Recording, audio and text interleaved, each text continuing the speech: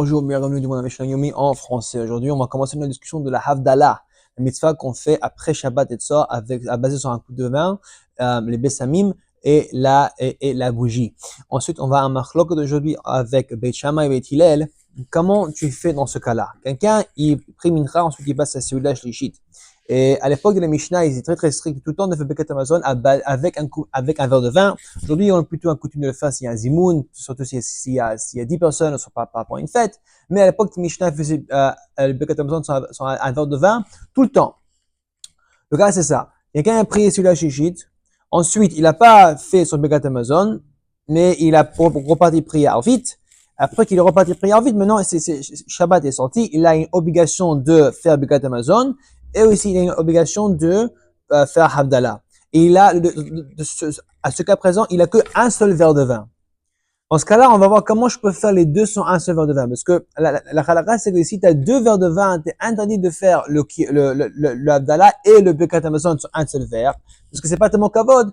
C'est aussi mitzvot raviot. Tu groupes les mitzvot ensemble pour faire moins d'efforts. Dans ce cas-là, c'est pas le cas, parce que comme t'as que un seul vin, t'as pas vraiment beaucoup de choix. Alors, comment on va faire? Selon Beit Hillel, Beit Shammai, de pouvoir faire Havdalah et Birkat Hamazon avec le même verre. C'est quoi l'ordre? Alors, Beit Shammai, Beit Shammai dit, Ner ou Mazon ou Bessamim Havdalah.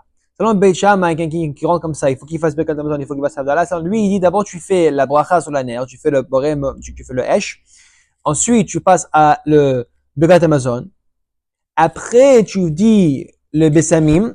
Ensuite, tu finis avec l'Abdallah, avec le verre à vin. Au Beit Hillel Omrim, Beit Hillel il dit, Ner ou Bessamim, Mazon, Abdallah. Lui, il dit non. Et tu dis, au premier, tu gardes collé le Ner et le Bessamim que nous on fait aujourd'hui. D'ailleurs, on les garde collés. Ensuite, tu passes à la Birkat Hamazon. Après, tu finis avec l'Abdallah. Alors, il faut qu'on fasse une petite explanation que c'est selon Beit Hillel et Beit Shammai, les deux, ils sont d'accord que tu commences l'ordre avec la bracha sur la flamme et tu finis la bracha, tout l'ordre avec la bracha sur Hamavdil ben Kosh Techol, la bracha de l'Abdallah. Il y a seulement marloc qui sont, c'est entre le Mazon et le Bessamim. Alors, selon Beit Shammai, leur raison, c'est un peu comme ce qu'ils ont dit par rapport à Kiddush. Par rapport à Kiddush, ils ont dit que d'abord tu dis la bracha sur de Shabbat, Megadesh Shabbat, ensuite tu passes à la Pourri Geffen, parce que le Shabbat est rentré avant que tu aies même passé à la table. Alors, l'obligation de faire sanctifier Kiddush avec le Kiddush, parce que quand Shabbat est rentré, parce que c'est beaucoup plus avant que quand tu es rentré à la table, avant que tu as mis le vin sur la table. Même concept ici. Tu diras Birkat Hamazon avant le Bessamim, parce que l'obligation de dire Birkat Hamazon, t'as eu déjà avant quand tu as mangé sur la Shishit. Ouais, mais par rapport à les Bessamim, t'as qu'une obligation de faire la bracha sur le Bessamim. Là, à l'instant que tu es prêt à faire la bracha sur la Bessamim. Donc, selon Beit Shammai, tu diras les Birkat Hamazon d'abord.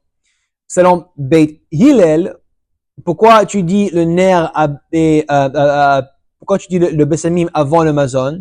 Parce que lui, il veut coller la Bessamim avec le ner.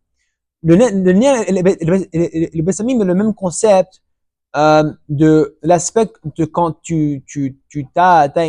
quand Shabbat elle sort, il y a quelque chose qui se passe. Parce qu'à Shabbat, t'as une neshama en plus qui descend dans ton corps, t'as un neshama yitira, on s'appelle ça. Et à Shabbat, quand Shabbat il est fini, t'as deuxième neshama, elle te ressort. Pour dire que quoi? Le Bessamim, ça aidera le neshama, le vide que tu sens. C'est plutôt un bénéfice plutôt spirituel. Et la ner, la flamme, c'est le même concept que quand on avait le premier Shabbat avec Adam Rishon et Chava. Le moment où ils ont fait la faute de manger de le fruit, Hachem il dit, tu vas te virer de Gan Eden, mais je te laisse faire au moins un Shabbat dans Gan Eden. Cool. Après qu'ils sont sortis du Shabbat, Hachem il a dit qu'ils a viré comme il a dit. Ensuite, c'était sombre.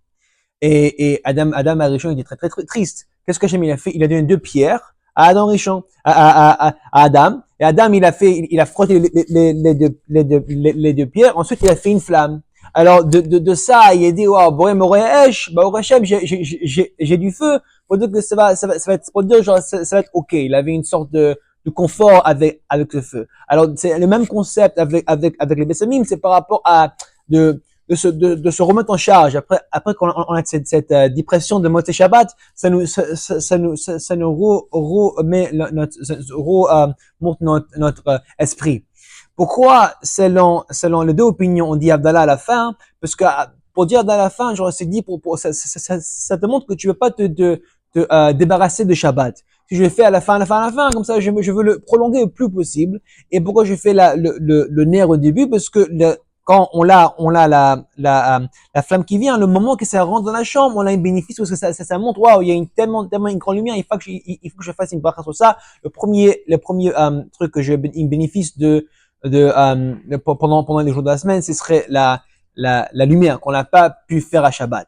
Ok. Le deuxième marloque de Beit Shammai et Beit Hillel, c'est par rapport, c'est quoi le texte de la bracha. Beit Shammai omrim, shebara meor haesh. Il dit, shebara meor haesh, qui a créé, dans le temps passé, meor haesh, l'illumination de la flamme. Ou Beit Hillel omrim, boré meor haesh. Comme nous on dit, c'est quoi qui est en train de créer les illuminations de les flammes. Genre, les illuminations de la flamme. So, c'est quoi la différence? Il y a deux différences entre Beit Shammai et Beit Hillel. Un, Beit Shammai, il dit bara, et Beit Hillel, il dit boré. Bara, c'est passé. Et boré, on dit une connotation de boré, c'est présent. Que genre, en train de créer, et que Beit Shammai dit qu'il a créé.